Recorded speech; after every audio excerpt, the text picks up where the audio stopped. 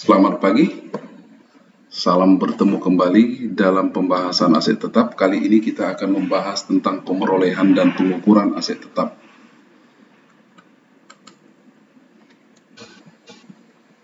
Nah, apa yang dimaksud dengan aset tetap?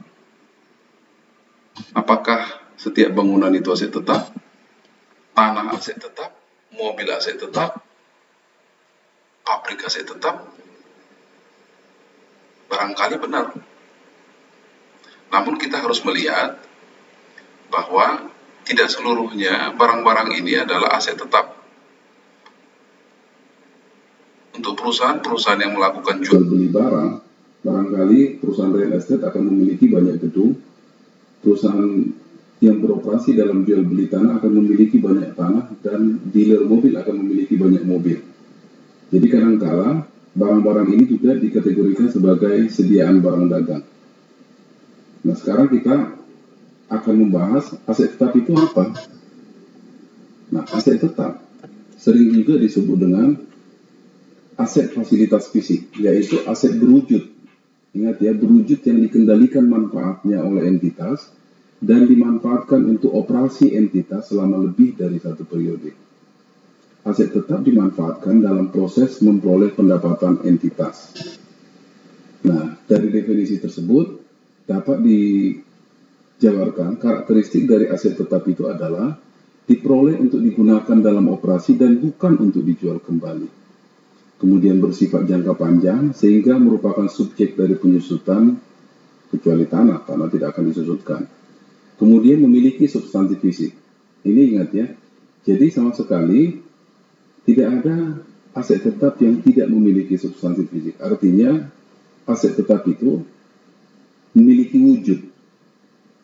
Jadi jangan salah menyebutkan aset tetap tidak berwujud. Itu tidak pernah ada. Aset tetap adalah aset berwujud. Ada wujudnya. Kalau tidak berwujud itu namanya aset tak berwujud. Jadi ada 3 karakteristiknya: diperoleh untuk digunakan dalam operasi dan bukan untuk dijual kembali. Kalau untuk dijual kembali dia bukan aset tetap, tetapi dikategorikan sebagai sediaan yang sudah kita pelajari beberapa waktu yang lalu.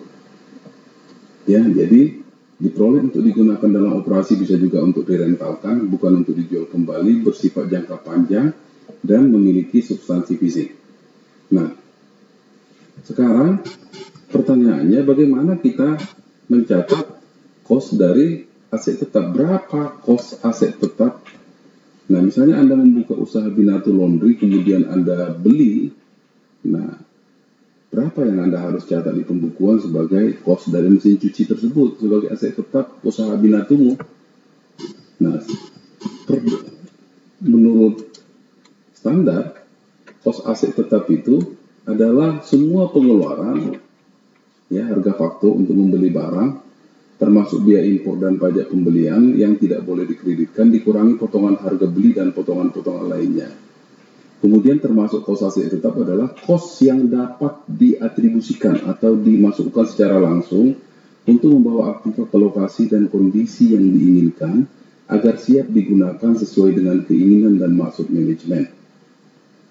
Jadi istilahnya begini, gampangnya, mudahnya, cost aset tetap itu adalah seluruh pengeluaran, harga beli, biaya impor, pajak pembelian yang tidak boleh dikreditkan, tetapi potongan harga itu harus dikurangi ya. Seluruh pengeluaran sampai aset tetap tersebut atau barang tersebut siap untuk digunakan sesuai dengan keinginan dari manajemen. Ya, siap untuk digunakan. Jadi kalau belum siap untuk digunakan, berarti dia belum lengkap cost aset tetapnya. Ya, jadi siap untuk digunakan. Nah, termasuk di situ juga estimasi kalau ada kos pembongkaran dan pemindahan aset tetap atau restorasi lokasi aset tetap. Nah, kita buat contoh misalnya usaha laundrymu tadi, ya. Kemudian ada kamu beli mesin cuci 20 juta per unit, gitu ya, melalui pinjaman bank, dan Anda bayar biaya angkut dan instalasi untuk 10 mesin tersebut 100.000 per unit, ya. Tadi 20 juta per unit, jumlahnya 10, berarti harga beli menurut faktur adalah 200 juta, kemudian tambah biaya angkut dan pemasangan 1 juta. Jadi kalau tidak diangkat dan dipasang, tentunya mesin itu tidak bisa digunakan, ya. Oke. Jadi cost dari mesin cuci itu bukan 200 juta tetapi 201 juta. Ya.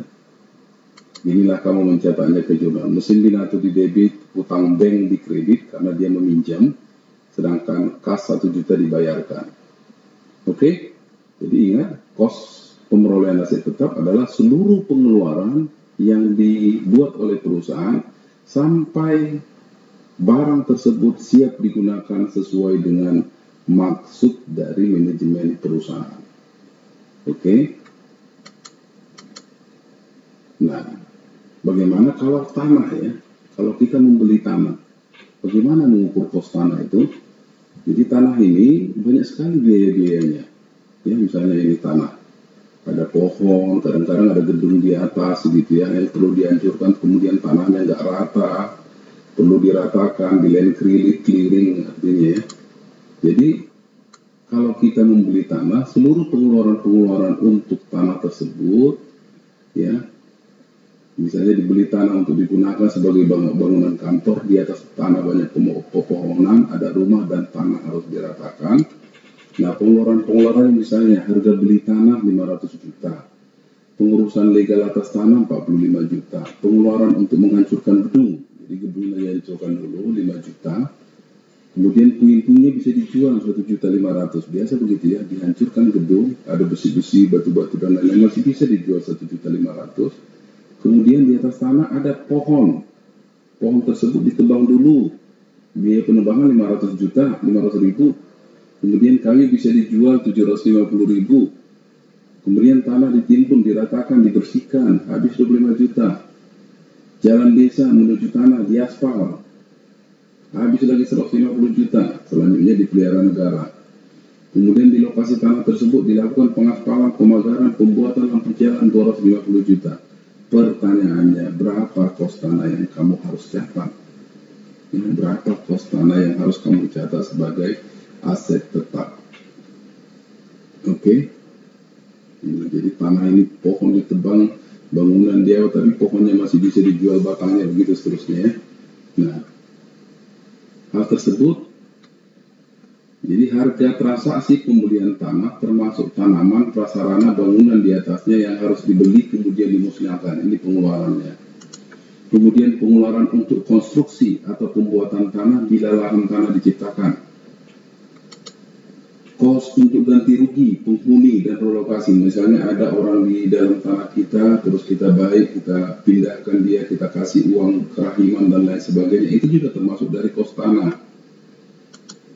Kemudian kos untuk pembelian tanah lain sebagai pengganti. Oke, kita relokasi dia, kita kasih uang, kemudian kita beli lagi tanah di luar. Itu termasuk dari kos tanah kita. Jadi ditambahkan itu semua. Kemudian kos untuk komisi perantara jual beli tanah dimasukkan juga ke dalam kos tanah. Kos pinjaman, nah ini mungkin beli tanah kita meminjam, ada bunganya. Nah, jadi bunganya tersebut harus dimasukkan ke dalam kos dari tanah. Kemudian kos pematangan tanah. Nah, kemudian juga yang termasuk itu legal, pengeluaran untuk pengurusan legal atas tanah, biaya-biaya hukumnya, biaya notaris, pajak dan lain sebagainya, biaya pengukuran, pematokan, pemetaan ulang, itu masuk ke dalam kos dari tanah. Dan pengembangan tanah atau land improvement yang memiliki umur tidak terbatas. Kalau dia memiliki umur terbatas, maka tidak dimasukkan dalam kos tanah. Apa itu land improvement? Misalnya dibangun pagar, dibangun taman, lampu jalan dan lain-lain, itu improvement, tapi umurnya terbatas, jadi bisa disusutkan. Karena tanah tidak disusutkan, maka yang umurnya terbatas itu harus dikeluarkan dari kos tanah. Tapi yang umurnya tidak terbatas, ya misalnya tadi pembangunan jalan menuju ini adalah land improvement, menuju ini di lokasi tanah, di jalan desa menuju tanah di aspal sebesar 150 juta, selanjutnya dipelihara oleh negara, itu juga dimasukkan ke dalam kos tanah, ya. gitu ya. Nah, misalnya begini,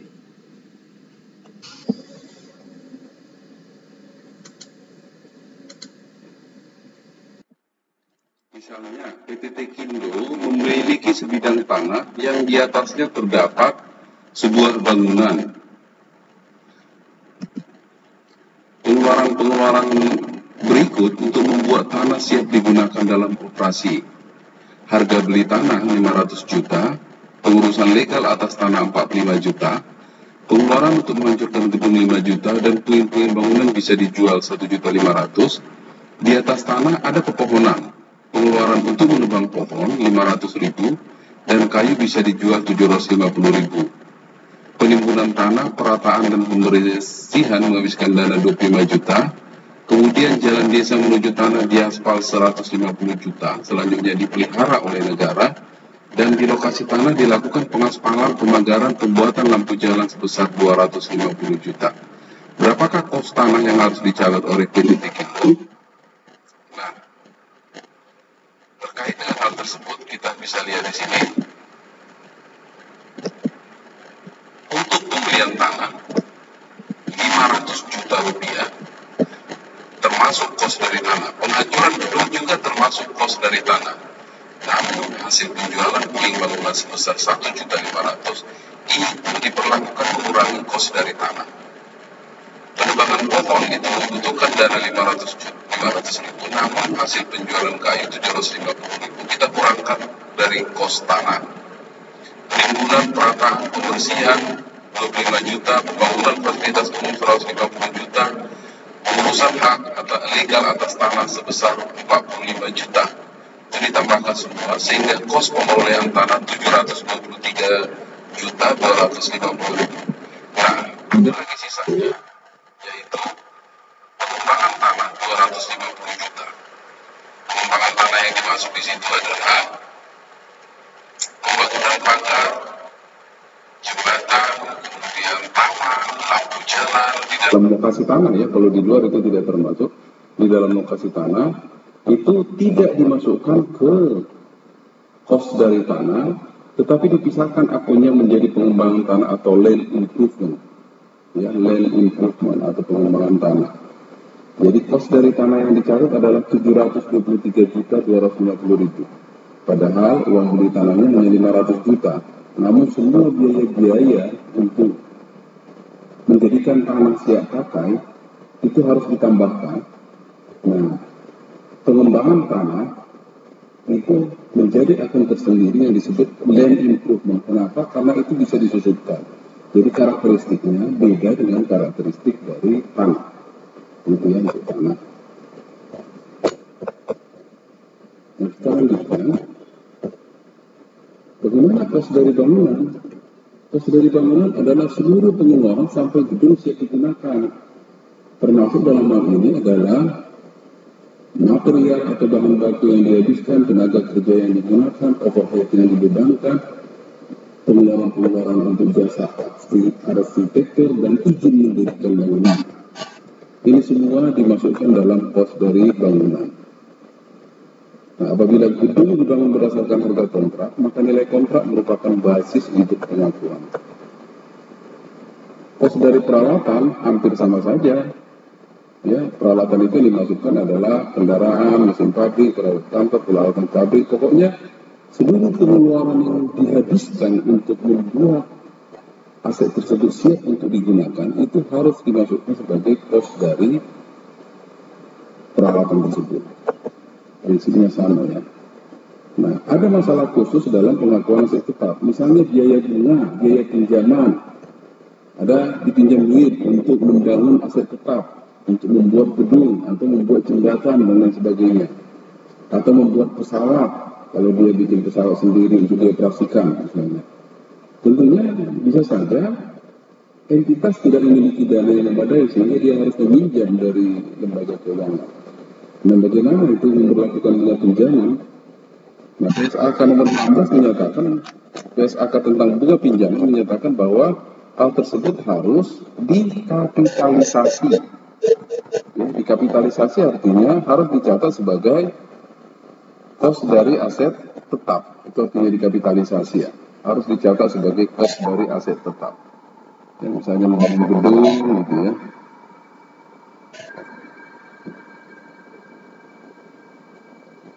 Harus dikapitalisasi.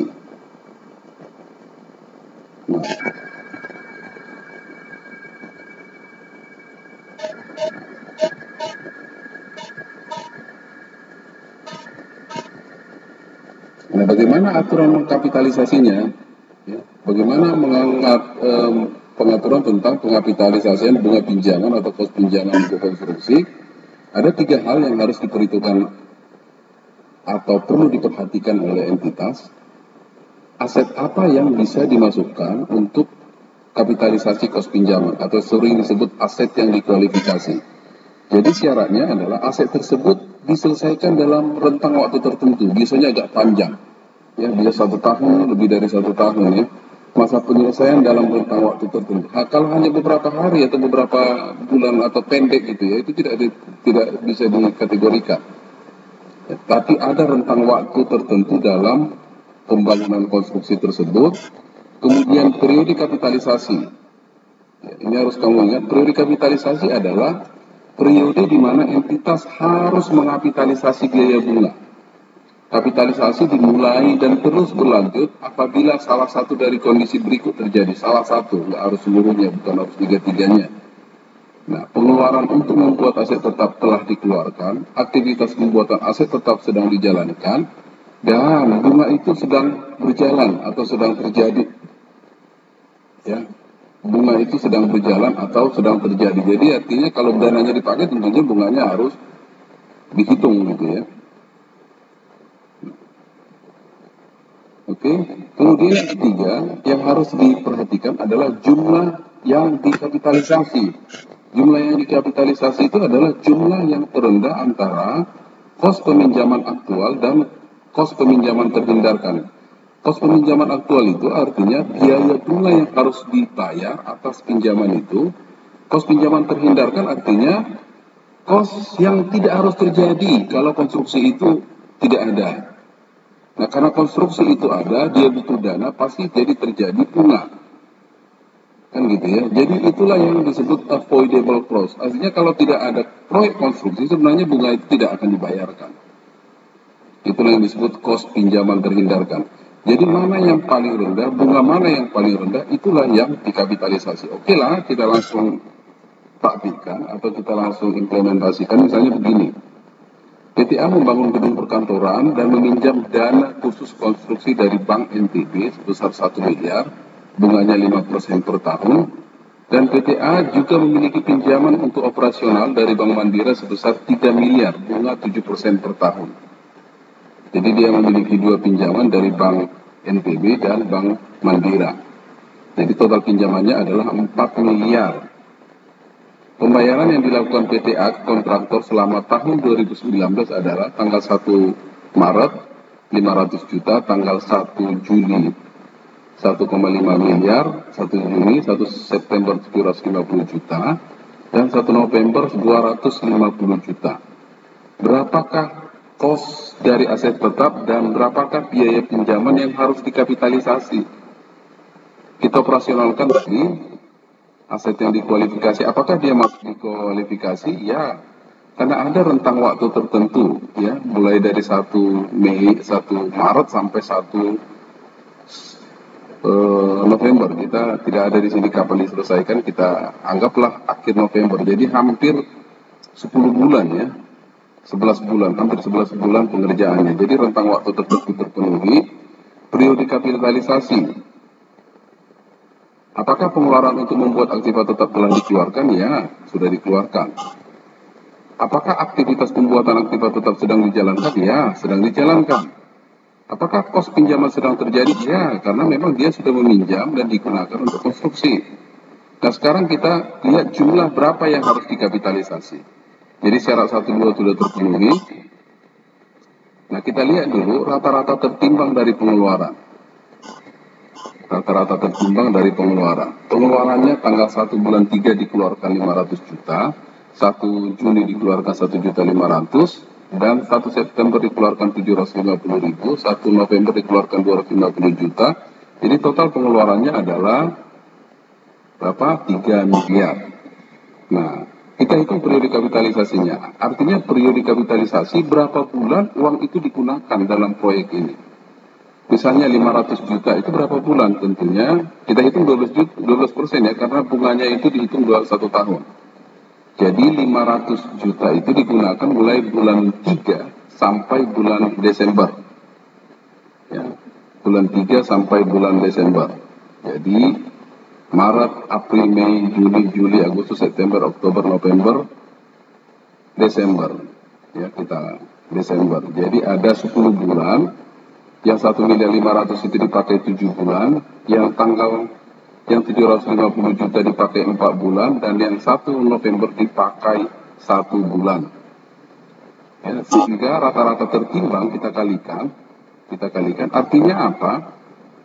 Dari 3 miliar pengeluaran untuk konstruksi, senilai 1.562.500.000 itu diperoleh dari menggunakan dana pinjaman, begitulah ya. Jadi pengeluaran itu didanai dari pinjaman dari 3 miliar itu, sehingga suku bunga pinjaman yang harus dikapitalisasi kita ambil rata-ratanya ya.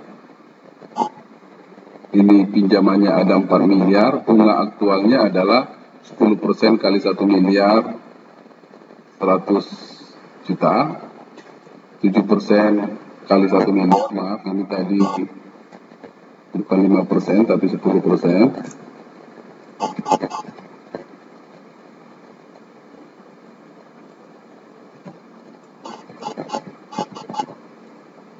7% kali 3 miliar 210.000, jadi bunga aktual yang harus dibayar per tahun adalah 310 juta. Jadi kalau kita rata-ratai, suku bunga pinjaman dikapitalisasi adalah 310 juta dibagi 4 miliar sebesar 7,75%. Ya, ini suku bunga pinjaman dikapitalisasi. Nah sekarang kita terapkan itu ke nilai yang 1.562.500.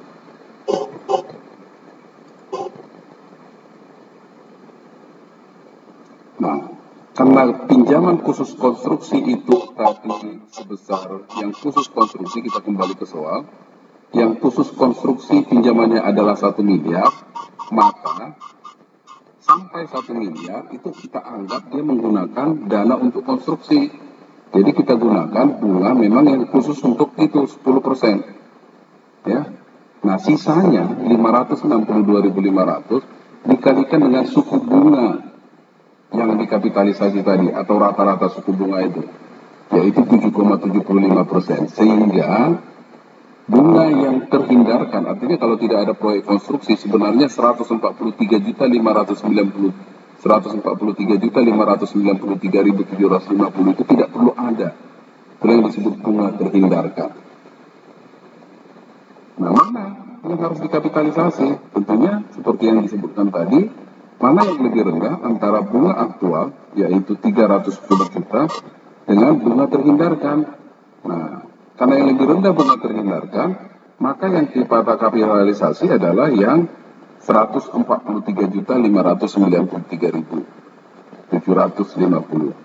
Sehingga dalam jurnal nanti dicatat, konstruksi dalam pengerjaan ini waktu pembayaran pertama, jadi bukan aset tetap karena belum siap untuk digunakan. Jadi gunakan akun konstruksi dalam pengerjaan atau disebut juga dengan construction in progress pada kas. Pembayaran kedua juga begitu, construction in progress pada kas. Yang ketiga juga begitu, construction in progress pada kas. Kemudian yang terakhir, kita anggap gedungnya sudah jadi, gedung kita debitkan 3 juta, kas kita kreditkan 250 juta, ya.